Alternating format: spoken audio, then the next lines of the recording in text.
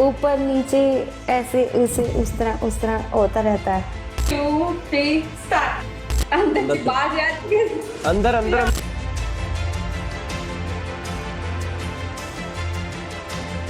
इस तरह दिखाती थी आप, इस तरह। कितने बंदों को आप रिलैक्स कर सकती हैं एक दिन में? जो कंटेंट आपने अभी देखा वो इस वक्त ट्रेंडिंग पर है एक ऐसे कंट्री में जो कि दुनिया का वाहिद इस्लामिक न्यूक्लियर पावर है। लेकिन ये सब कुछ जो आपने देखा वो तो सिर्फ एक झलक थी एक ऐसे वायरस की जो कि बेचा जा रहा है एंटरटेनमेंट के नाम पर हमारे कंट्री में, जिसका मेन टारगेट है हमारे कंट्री की यूथ का ब्रेन वॉश करना और उनका फ्यूचर तबाह करना। अगर मैं आपको वो तमाम क्लिप्स अपने इस वीडियो में दिखा दूं जिनको मैंने ब्लर्ड किया है और जिनमें से मैंने कुछ को ट्रिम कर रखा है तो शायद मेरे वीडियो पर ही स्ट्राइक आ जाए, इतना सेंसिटिव है ये कंटेंट। लेकिन पाकिस्तान में यही कंटेंट आपको सोशल मीडिया पर आम मिलेगा।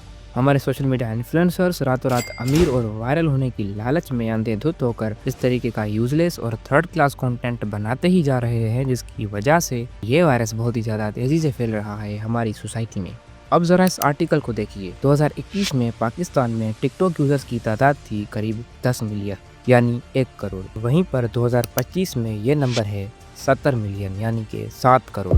पिछले 4 सालों में 1 करोड़ से 7 करोड़ लोगों ने इस प्लेटफॉर्म को ज्वाइन किया है और उन 7 करोड़ लोगों का कंज्यूमिंग और प्रोड्यूसिंग कंटेंट ये है। घोड़ी पंजा आपके निप्पल का ये वाला है या ये वाला है? एक तरफ जहां पर दूसरे ममालिक में सोशल मीडिया का यूज़ किया जाता है सोसाइटी में कोई बड़ा चेंज लाने के लिए या फिर यूथ में अवेयरनेस फैलाने के लिए, लेकिन पाकिस्तान में सोशल मीडिया का यूज़ किया जाता है रातों रात अमीर और वायरल होने के लिए, कुछ इस तरीके का थर्ड क्लास और सेंसिटिव कंटेंट बनाकर यूथ का ब्रेन वॉश करने के लिए। लेकिन सवाल ये है कि क्यों इस तरीके का कंटेंट चलता है हमारी सोसाइटी में और आखिर क्यों सब कुछ जानते हुए भी हमारे नौजवान इस तरीके का कंटेंट घंटों बैठकर देखते हैं और आखिर किस तरीके से ये वायरस इम्पैक्ट करता है उन देखने वालों की ज़िंदगियों पर और उसके साथ साथ हमारे पूरे मुल्क पर। Pakistan has banned TikTok for the 3rd time. Authorities say the app is spreading immorality and vulgarity.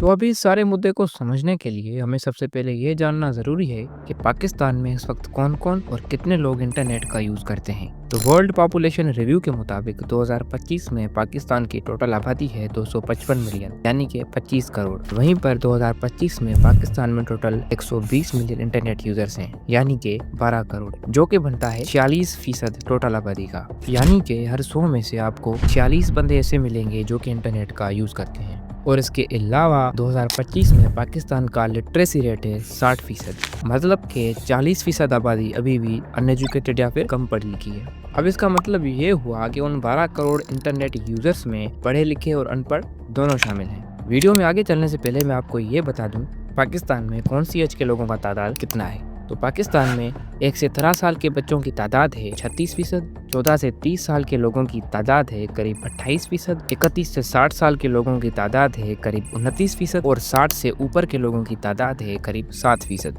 अब इन सबको मिलाकर पाकिस्तान की 60% आबादी 30 साल से कम की है। अब इसका मतलब ये हुआ कि मुल्क की majority of the population young है।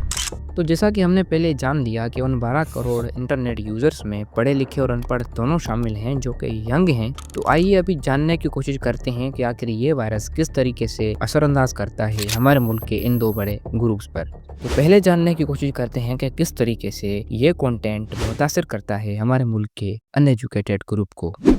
अभी हमारे मुल्क का ये तबका जो कि कम तालीम याफ्ता होने की वजह से इनमें डीप थिंकिंग और अवेयरनेस बहुत ही ज़्यादा कम होती है और फैक्ट वेरीफाई करने की कोई एबिलिटी नहीं होती है, जिसकी वजह से ये इन्फ्लुएंसर्स इनको अपने उस वायरल होने वाले ट्रैप में आसानी से फंसा देते हैं। लगातार उन इन्फ्लुएंसर्स की fake luxury life, cars, fame और पैसा देखकर ये उनको अपने आप से कमतर समझते हैं और इस फेक सोशल मीडिया की लाइफ को हकीकी समझ लेते हैं। इनको ये लगता है कि जल्दी पैसे और फेम कमाने का बस यही तरीका है और अपने इर्द गिर्द मौजूद एजुकेशन को यूजलेस समझते हैं। इसकी वजह से ये भी उन इन्फ्लुएंसर्स की तरह ही जल्दी वायरल और अमीर होने की लालच में इस तरीके का कंटेंट बनाना शुरू कर देते हैं। इसकी वजह से हमें हर दूसरे दिन इस तरीके के यूजलेस और घटिया ट्रेंड्स देखने के लिए मिल जाते हैं। अब ये चीज़ हमारे मुल्क के पढ़े लिखे तबके को भी असरअंदाज करती है, पर कुछ अलग ही तरीके से। तो हमारे मुल्क का ये तबका जो कि पढ़ा लिखा होता है, तो बेसिकली इनका गोल ये रहता है कि पढ़ लिख कर कोई अच्छी सी जॉब ढूंढकर अपनी एक हैप्पी फैमिली बनाए, लेकिन अपनी आंखों के सामने दूसरे लोगों को रातों रात वायरल और फेम कमाता देख और उन फेक इन्फ्लुएंसर्स की फेक लग्जरी लाइफ को देखकर ये अपने आप को उनसे कंपेयर करना शुरू कर देते हैं और ये समझते हैं कि हमारे 15 साल की एजुकेशन और डिग्री किसी भी काम की नहीं है, एजुकेशन एक स्कैम है। इसके बाद ये भी उसी ट्रेंड के पीछे भाग पड़ते हैं और रातों रात वायरल और अटेंशन लेने के चक्कर में ये कुछ ऐसी हरकतें कर बैठते हैं जिसकी वजह से ये सोसाइटी में एक ऐसा ट्रेंड लाते हैं जिसको देखकर हज़ारों दूसरे नौजवान इस तरीके का कंटेंट बनाने के लिए तैयार हो जाते हैं। अब इन सब के बीच उनका एजुकेशन करियर भी तबाह हो जाता है, जिसकी वजह से वो स्ट्रेस और डिप्रेशन में चले जाते हैं और अपनी लाइफ को यूजलेस समझते हैं। अभी हमने ये तो जान लिया कि किस तरीके से ये कंटेंट असरअंदाज करता है लोगों की ज़िंदगियों को, तो आइए अभी ये भी जानने की कोशिश करते हैं कि आखिर किस तरीके से ये वायरस इम्पैक्ट करता है हमारे पूरे मुल्क को।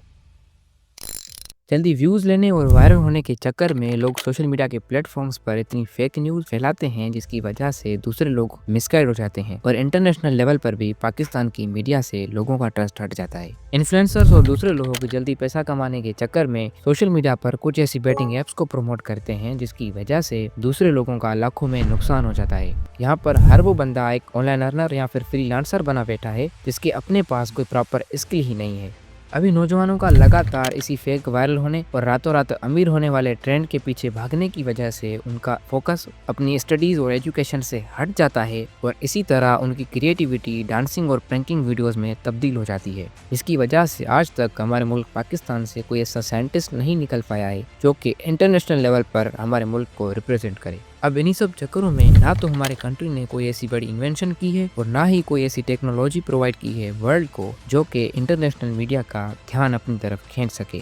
लगातार इन इन्फ्लुएंसर्स का शॉर्ट फॉर्म और सेंसिटिव कंटेंट और क्लिप्स देखने के बाद हमारे नौजवान इस तरीके का कंटेंट देखने के आदी बन चुके हैं और जब उनकी ऑब्सेशन बहुत ही ज़्यादा बढ़ जाती है तो हमें हर दूसरे दिन अपनी सोसाइटी में इस तरीके के केसेस देखने के लिए मिल जाते हैं। तो अभी हमारे जहन में भी एक सवाल आता है कि आखिर इस तरीके का कंटेंट चलता क्यों है। अब वो इसलिए कि ये इन्फ्लुएंसर्स अपनी fake luxury life, cars, fame और पैसा दिखाकर यूथ का ब्रेन वॉश करते हैं और उनको ये बताते हैं कि तुम लोग भी हमारी की तरह जल्दी अमीर और वायरल हो सकते हो और जो तुम जिंदगी जी रहे हो वो किसी काम की नहीं है। और वहाँ दूसरी तरफ नौजवान औरतें कुछ इस तरीके के सॉफ्ट पोर्न एक्शंस, क्लिप्स और बातें रिकॉर्ड करके अपलोड करती हैं जिनको देखने के बाद देखने वाले के ब्रेन में एक फील गुड केमिकल रिलीज होता है जिसको हम डोपामिन कहते हैं। अब ये केमिकल तभी रिलीज होता है जब आप कोई ऐसी चीज़ देखते हैं जो कि आपको शॉर्ट टर्म प्लेजर देती है, जैसे कि पोर्नोग्राफी या फिर दूसरा कोई सेंसिटिव कंटेंट, जिसके बाद आपका ब्रेन उन सब चीज़ों को देखने का आदी बन जाता है और आपको बार बार वही चीज़ें देखने के लिए मुतासिर करता है। अब इसी चीज़ की वजह से ही इन इन्फ्लुएंसर्स का कंटेंट ज़्यादा चलता है।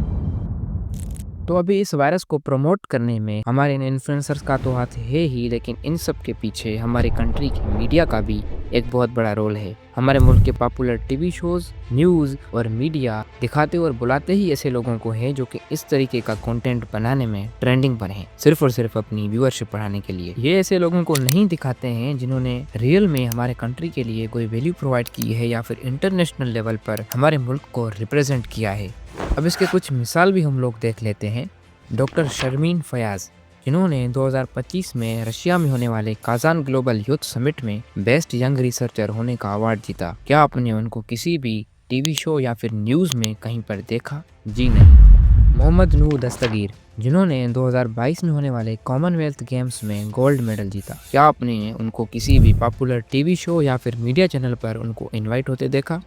जी नहीं। नसीम हमीद, जो कि बनी थी साउथ एशिया की फास्टेस्ट वुमन 2010 में होने वाले 100 मीटर में गोल्ड मेडल जीतने के बाद, क्या आपने उनको किसी भी ऐसे पॉपुलर पॉडकास्ट चैनल या फिर ऐसे टीवी शो पर इनवाइट होते या फिर उनकी लाइफ के बारे में डिस्कशन होते देखा? जी नहीं। सरदीन मोहम्मद, जिन्होंने पाकिस्तान को जितवाया था इंटरनेशनल लेवल पर पहला ओलंपिक गोल्ड मेडल, लेकिन बाद में उन्होंने अपने इस काम को छोड़ दिया था कोई भी सपोर्ट ना मिलने की वजह से, जिसके बाद उनको गरीबी की हालत में ज़िंदगी गुजारनी पड़ी थी। क्या आपने उनको किसी पॉपुलर टीवी शो या फिर न्यूज़ में इनवाइट होते या फिर उनके बारे में डिस्कशन होते देखा?